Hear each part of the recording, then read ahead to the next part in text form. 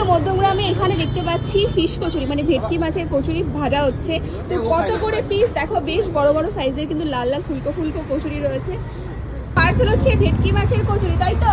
কবে থেকে রাখছো ভেটকি মাছের কচুরি? শনিবার আর রবিবার। শনি রবিবার।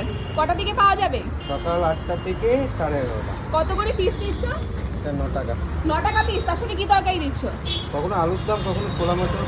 মানে ডিফারেন্ট থাকছেই, তাই তো? আর এখানে কিন্তু দেখো ফটাফট ভাজা হচ্ছে, লেচি আসছে আর ফটাফট ভাজা হচ্ছে। আর কিন্তু সবাই এখানে পার্সেল নিচ্ছে।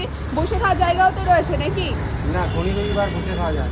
আচ্ছা, তো সরাসরি দেখতেই পাচ্ছ ভেটকি মাছের কচুরি হচ্ছে। আর পুরটা কতটা পরিমাণে দেওয়া হচ্ছে, ফটাফট এখানে কিন্তু লেচি করা হচ্ছে।